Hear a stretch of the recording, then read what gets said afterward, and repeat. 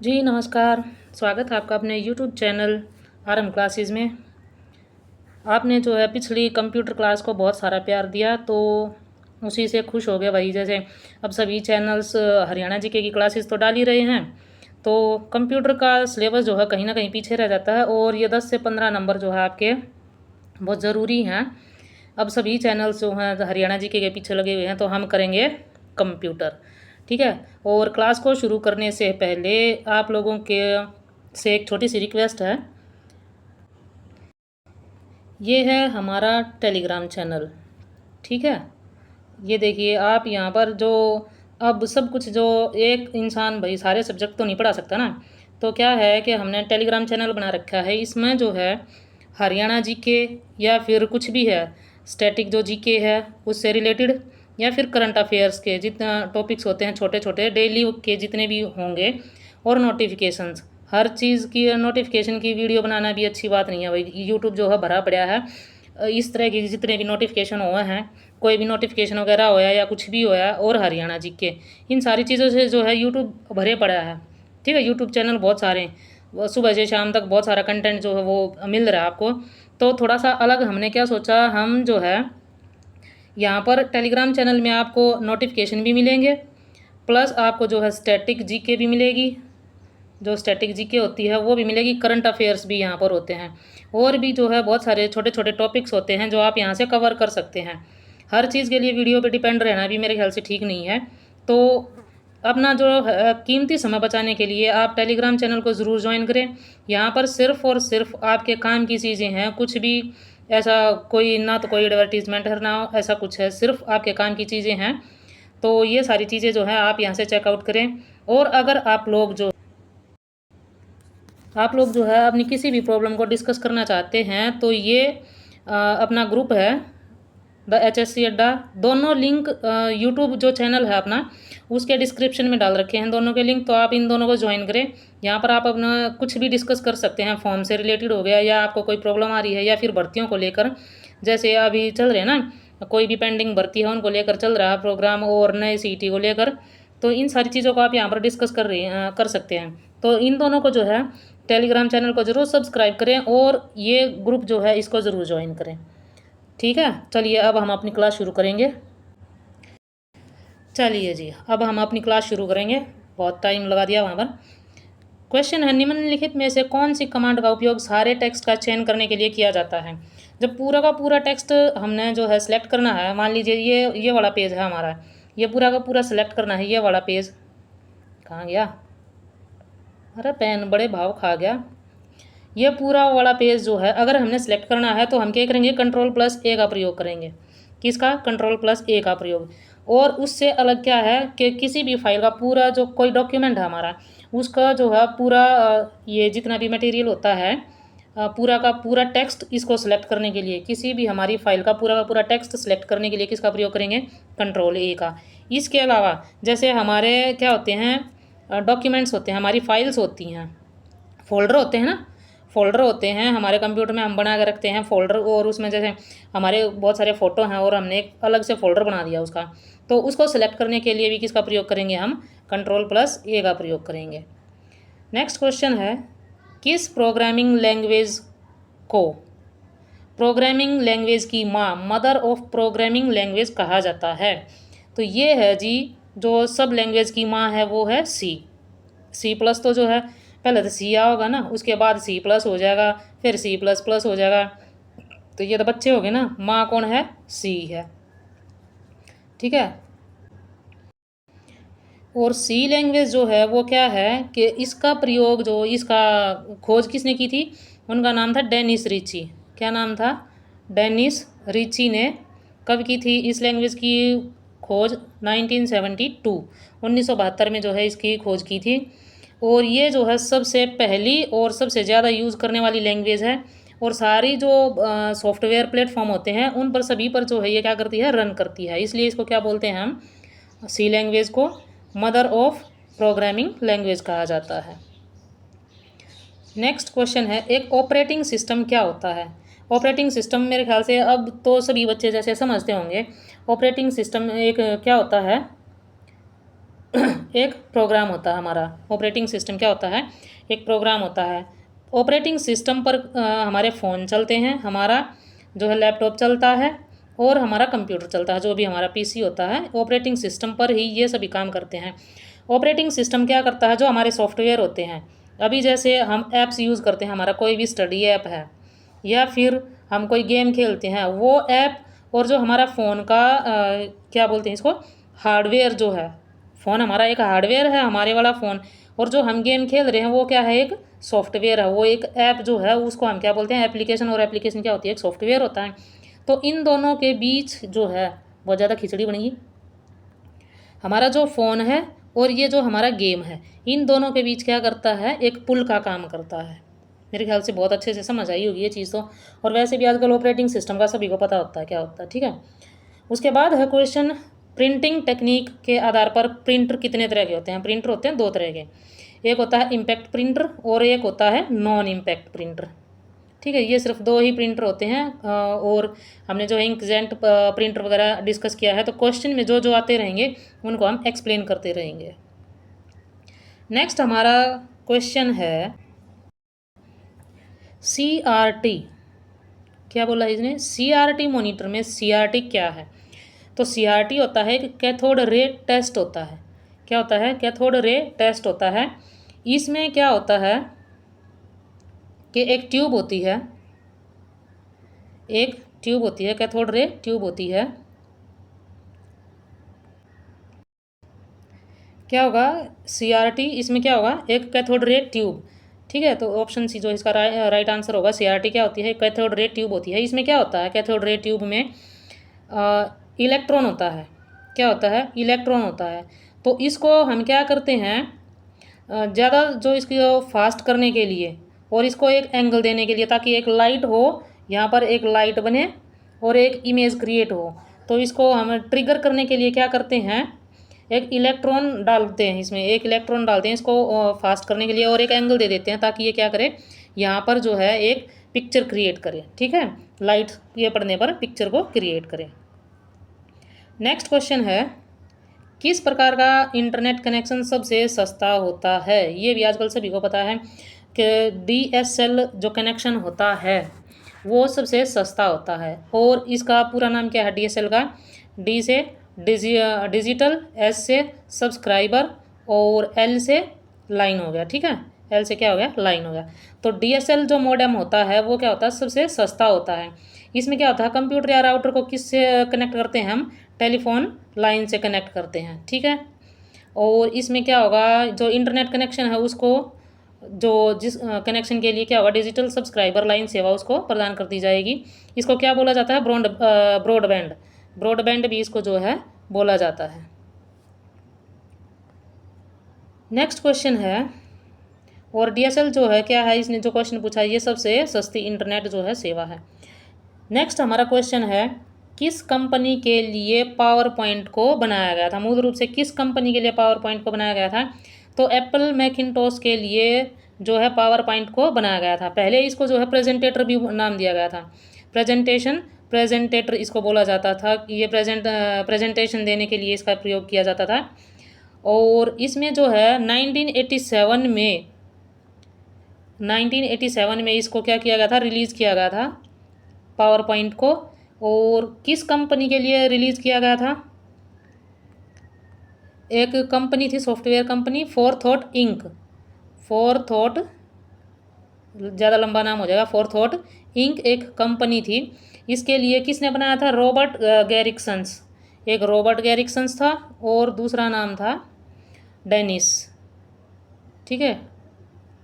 एक रॉबर्ट गैरिक्सन था और डेनिस ऑस्टिन था। इन दोनों ने क्या बनाया था? एक वर्चुअल प्रेजेंटेशन सॉफ्टवेयर बनाया गया था जिसको क्या बोला गया था? Power point. क्या बोला गया था इसको? पावर पॉइंट बोला गया था। नेक्स्ट है, MS वर्ड में भिन्न का मतलब है फ्रैक्शन। फ्रैक्शन कहाँ से दिया जाता है? तो MS वर्ड में जो है फ्रैक्शन कहाँ पर दिया जाएगा? अभी देखो, ये मैथ से रिलेटेड है भाई, फ्रैक्शन देना है तो ना तो सिंबल में मिलेगा, सिंबल में तो हम पिक्टोरियल वगैरह देंगे, ना क्लिप में मिलेगा और ना क्रॉस रेफरेंस में मिलेगा। कहाँ पर मिलेगा? इक्वेशनल टूल में। इक्वेशन टूल जो है मैथ से रिलेटेड होती है, मैथ से ही रिलेट करके देख सकते हैं आप इसको, ठीक है। तो इक्वेशन टूल में क्या होगा, वहाँ पर जो है इसमें आप क्या जाएंगे, MS वर्ड में आपने इसको ओपन किया और उसके बाद जो है इसको क्या करेंगे, इंसर्ट चुनेंगे। इसमें जो है इंसर्ट हम सेलेक्ट करेंगे। MS वर्ड हमने ओपन किया, उसमें इंसर्ट क्या करेंगे, इंसर्ट को हम सेलेक्ट करेंगे। फिर जो हमारा लेफ्ट जो हमारा जो राइट होगा उसके हिस्से में क्या होगा, इक्वेशन टूल होगा। क्या होगा, इक्वेशन टूल होगा, ये वाला ऑप्शन। ठीक है, इक्वेशन टूल होगा। तो उसमें क्या करेंगे, हम फ्रैक्शन को डालेंगे बॉक्स में और उसको सिलेक्ट कर देंगे। बॉक्स में क्या करेंगे, फ्रैक्शन को डालेंगे और उसको सिलेक्ट कर देंगे। नेक्स्ट क्वेश्चन है, पहला डिजिटल कंप्यूटर जिसे अधिकांश लोग क्या बोलते हैं, कंप्यूटर के नाम से जानते थे, वो क्या था, ये था ENIAC। Electronic numeric integrator and computer. इसको किस पर्पज़ के लिए बनाया गया था, पहले जो है इसको बनाया गया था तोपों की काउंटिंग के लिए। एक लैब में जो तोप होती है ना हमारी, तो उन तोपों की काउंटिंग के लिए इसको बनाया गया था, कंप्यूटिंग के लिए। तोपों की कौन सी जो कंप्यूटिंग थी, कैसी कंप्यूटिंग करनी थी, जैसे वो फायर करती है ना, तो उनकी कैलकुलेशन जो है करने के लिए, कैलकुलेशन या कंप्यूटिंग करने के लिए इनको बनाया गया था। कहाँ पर बनाया गया था, USA, United states of America की एक लैब थी और उसका नाम था बैलिस्टिक लैब। ठीक है, तो बैलिस्टिक लैब में जो है इस ENIAC कंप्यूटर को बनाया गया था। और ये जो है वास्तव में था क्या, जैसे एक क्या बोलते हैं उसको, ट्यूरिंग मशीन होती है ना, तो ये एक ट्यूरिंग मशीन टाइप था। और इसको जो है तोपों की जो फायरिंग है उसको कंप्यूटिंग करने के लिए बनाया गया था। लेकिन फिर इसका प्रयोग किस में किया गया, इसका प्रयोग किया गया हाइड्रोजन बम के लिए। हाइड्रोजन बम को जो है इसको कंप्यूटिंग करने के लिए फिर इसका प्रयोग किया गया था। नेक्स्ट है, कंप्यूटर को नियंत्रित करने वाले व्यक्ति को हम क्या कहते हैं।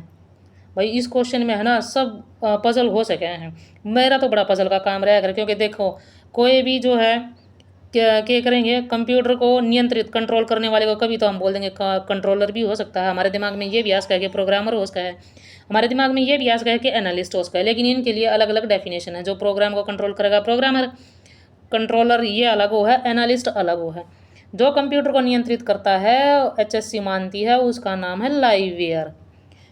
कंप्यूटर पर जो काम करें ना जिंदा लोग, उनको बोला जाता है।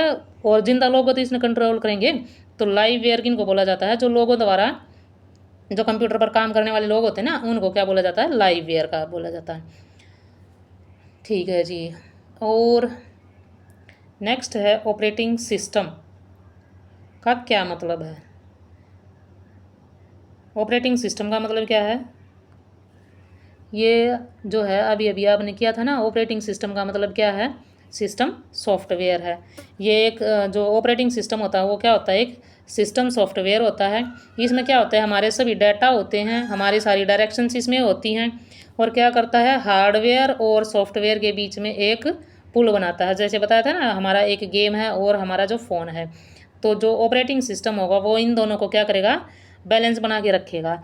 इसका जो ऑपरेटिंग सिस्टम है इसका प्रयोग किस लिए किया जाता है, कि ताकि कोई अनऑथोराइज्ड पर्सन भी जो है, अनऑथोराइज्ड कोई भी एक्टिविटी है या पर्सन है उसको नेगलेक्ट करने के लिए, कोई भी अलग से चीज़, जैसे कुछ भी आप फाइल डाउनलोड करते हैं और उसमें वार्निंग लिखा आता है कि ये आपके फ़ोन को जो है डैमेज कर सकती है, तो ये किसकी वजह से होता है, ये होता है जो हमारा ऑपरेटिंग सिस्टम होता है, इसकी वजह से होता है। ये पहचान करता है इस तरह की चीज़ों की।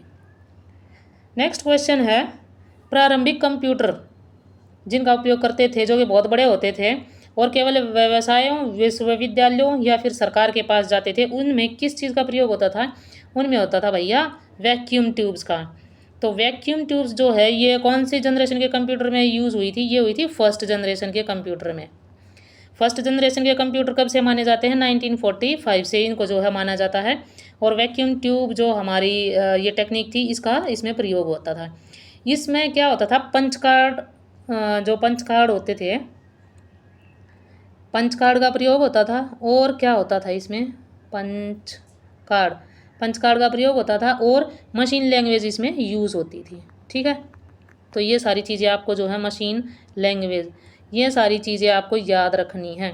क्या क्या बताया है, इसमें जो फर्स्ट जनरेशन कंप्यूटर थे 1945 से इनको माना जाता है। वैक्यूम ट्यूब्स का इनमें प्रयोग होता था, मशीन लैंग्वेज का प्रयोग होता था और क्या था पंच कार्ड इनमें यूज़ होते थे।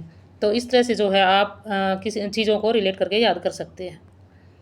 नेक्स्ट क्वेश्चन है, सही विकल्प चुनिए जिससे पता चले कि इनपुट डिवाइस का प्रयोग किस उद्देश्य के लिए किया जाता है। इनपुट डिवाइस का मतलब क्या होता है, जो हमारी इनपुट डिवाइसेस होती हैं, इनपुट डिवाइसेस किस लिए काम आती हैं, डाटा को फीड करने के लिए काम आती है ना। तो सीधा सा आंसर है टू ट्रांसमिट द डाटा।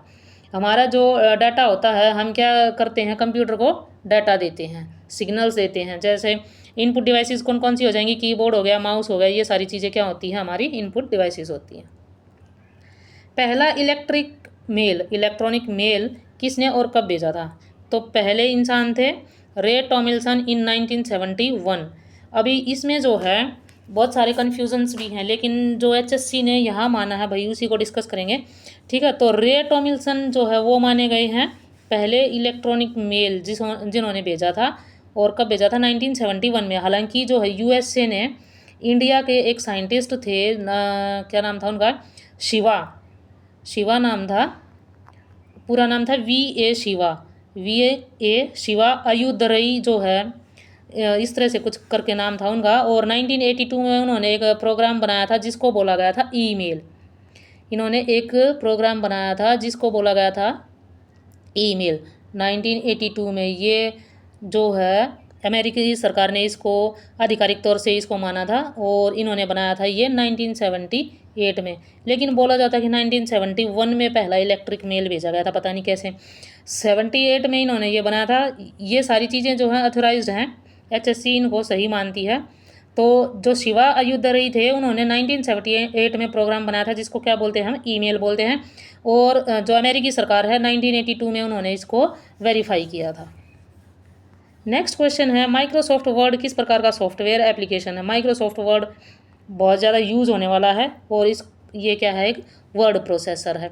इसमें हम क्या कर सकते हैं, डॉक्यूमेंट को ओपन कर सकते हैं। कोई भी डॉक्यूमेंट हम सिलेक्ट करते हैं, अभी जैसे PDF वगैरह जो है, आप कुछ भी बना रहे हैं तो उसमें क्या करते हैं, एक डॉक्यूमेंट सेलेक्ट करेंगे, उसके बाद उसको जो है ओपन करेंगे। ओपन करने के बाद क्या करेंगे, ओपन किया फिर उसके बाद जो है क्रिएट करते हैं, कुछ भी इसमें एडिट कर सकते हैं, फॉर्मेट कर सकते हैं। आपने कंप्यूटर में देखा होगा, है ना, डॉक्यूमेंट ओपन करते हैं, उसमें क्रिएट कुछ भी बनाया आपने, फिर उसमें फॉर्मेटिंग, एडिटिंग जो कुछ भी कर सकते हैं आप कर सकते हैं। इसमें एक प्रिंट जो है, इसको प्रिंट भी कर सकते हैं, हार्ड कॉपी भी आप इसकी ले सकते हैं। हमारा लास्ट का क्वेश्चन है, माइक्रोसॉफ्ट एक्सेल किस श्रेणी में आता है। तो माइक्रोसॉफ्ट एक्सेल जो है वो स्प्रेडशीट की श्रेणी में आता है। और इसका जो है प्रयोग किस लिए किया गया था, कंप्यूटिंग के लिए किया गया था। जो अंडरलाइनिंग वगैरह है, टेबल वगैरह है, और VBA इसमें एक यूज़ होता है, उसको बोलते हैं VBA, इसको बोलते हैं विजुअल बेसिक फॉर एप्लीकेशन। ये चीज़ यूज़ होती है इसमें। तो स्प्रेडशीट जो है माइक्रोसॉफ्ट एक्सेल की श्रेणी में आता है, स्प्रेडशीट श्रेणी में आता है। तो आज की हमारी क्लास थी ये ऑफिस जो है ऑफिस कैडर से रिलेटेड थी। ये जो 2020 की ये क्लास थी, 2020 का ये पेपर था। दो पेपर से लिए हैं, 8 क्वेश्चन थे उनमें। तो 2020 का पेपर था ऑफिस कैडर का, ऑफिस फील्ड कैडर का, ठीक है। तो वहाँ से जो है मैंने ये PYQ तैयार किए हैं। तो क्लास आपको कैसी लगी ज़रूर बताएं। चैनल को सब्सक्राइब करें और वीडियो को लाइक करें, शेयर करें। मिलते हैं किसी ऐसी ही नेक्स्ट वीडियो में। धन्यवाद, जय हिंद।